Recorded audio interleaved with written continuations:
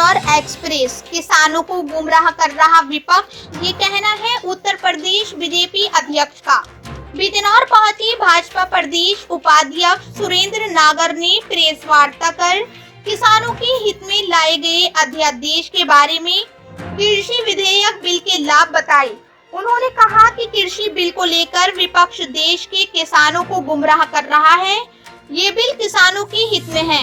ये बात भाजपा के प्रदेश उपाध्यक्ष एवं राज्यसभा सदस्य सुरेंद्र नागर ने शहर के एक होटल में आयोजित प्रेस वार्ता में कही। इस बिल के बारे में दुष्प्रचार भी चल रहा है कि सब मंडी एक्ट समाप्त हो जाएगा। मैंने स्पष्ट कर दिया, मंडी एक्ट समाप्त नहीं। एमएसपी खत्म कर दी जाएगी धीरे धीरे, साजिश से एमएसपी खत्म नहीं होगी। एक साजिश और है कि किसानों की जब कॉन्ट्रैक्ट फार्मिंग होगी तो कॉन्ट्रैक्ट फार्मिंग में उनकी जमीन ले ली जाएंगी, कि भ्रम फैलाया जा रहा है। मैं स्पष्ट करना चाहता हूं, इस बिल के माध्यम से केवल फसल को लेकर करार होगा, किसी भी किसान की जमीन का करार इसमें शामिल नहीं। जमीन का करार नहीं होगा इसमें कोई। और इसमें एक किसान को एक और लाभ दिया गया कि अगर उसका कॉन्ट्रैक्ट टूटता है, करार टूटता है, तो उसका जिसके साथ करार किया है 10 गुना तक किसान को उसको भरपाई करनी पड़ेगी, 10 गुना। दूसरी तरफ अगर किसान को कहीं पे परेशानी आती है तो किसान को ये विकल्प दिया गया है कि किसान किस्तों में उसका पैसा दे सकता है,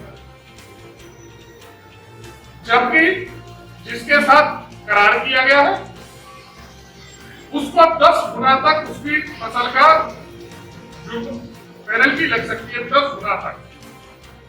और किसान को दूसरी तरफ अगर करार टूटता है तो उसको किस्तों में पैसे देने का प्रावधान इसमें किया गया।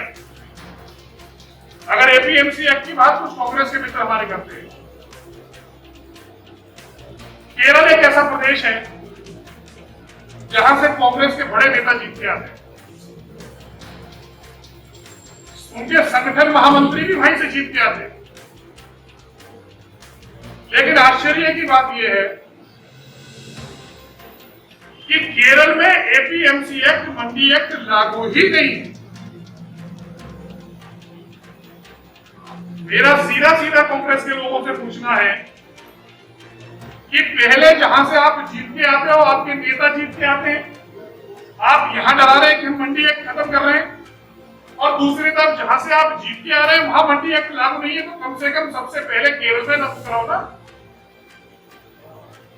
केरल में मंडी एक्ट लागू नहीं है, यहां डरा रहे हैं, वहां से जीत के आते हैं, वहां मंडी एक्ट लागू नहीं है। ये एक भ्रम की स्थिति बनाने का काम विरोधी दलों के लोग कर रहे हैं। अगर आप एक समिति बनाई गई केंद्र द्वारा, नीति आयोग की, उसमें महाराष्ट्र के मुख्यमंत्री, उस समय तत्कालीन महाराष्ट्र के मुख्यमंत्री उसको हेड कर रहे थे, उसमें कर्नाटका के तत्कालीन मुख्यमंत्री उसमें शामिल थे, हरियाणा के मुख्यमंत्री, अरुणाचल के, उत्तर प्रदेश, मध्य प्रदेश, केंद्रीय कृषि मंत्री और नीति आयोग के सदस्य उसमें शामिल थे। बाद में उसमें पंजाब के मुख्यमंत्री को भी शामिल किया गया। ये कमेटी बनी मुख्यमंत्री और इसने रिकमेंडेशंस क्या दी, इसकी जो जिसमें विपक्ष के मुख्यमंत्री भी है, कांग्रेस के मुख्यमंत्री भी हैं, इन्होंने कहा कि मंडी की शक्तियां केवल मंडी के अंदर सीमित रहनी चाहिए, जो इस बिल में है। मंडी के बाहर लागू नहीं होना चाहिए, मंडी के जो माल मंडी में बिकता है। कॉन्ट्रैक्ट फार्मिंग लागू करनी चाहिए। इसके अलावा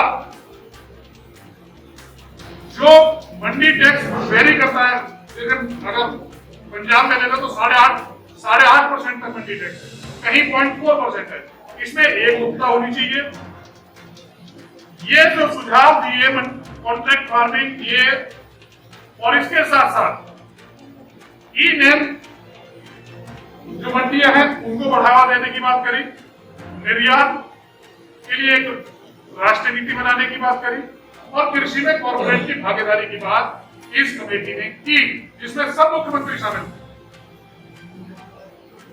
अगर आप देखें, जहां एपीएमसी एक्ट, मंडी एक्ट पूरे देश में लागू नहीं है, अंडमान में लागू नहीं है, बिहार में नहीं है, दादरा नगर हवेली में नहीं है, केरला में नहीं है, लक्षद्वीप में नहीं है, मणिपुर में नहीं है, एंड जम्मू और कश्मीर में मंडी एक्ट लागू नहीं है। ऐसे भी स्टेट इस देश में है। इसके साथ साथ परेशानी क्या है?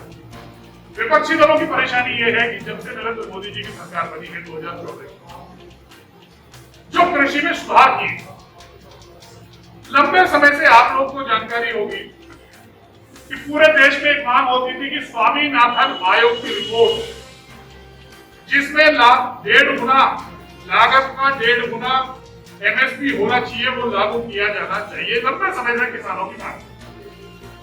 स्वामीनाथन जी की रिपोर्ट 2018-19 में नरेंद्र मोदी जी की सरकार ने स्वामीनाथन आयोग की रिपोर्ट को लागू किया और लागत का 1.5 गुना एमएसपी तय करने का काम इस देश में पहली सरकार है। अगर किसी ने किया तो नरेंद्र मोदी जी की सरकार ने करने का काम।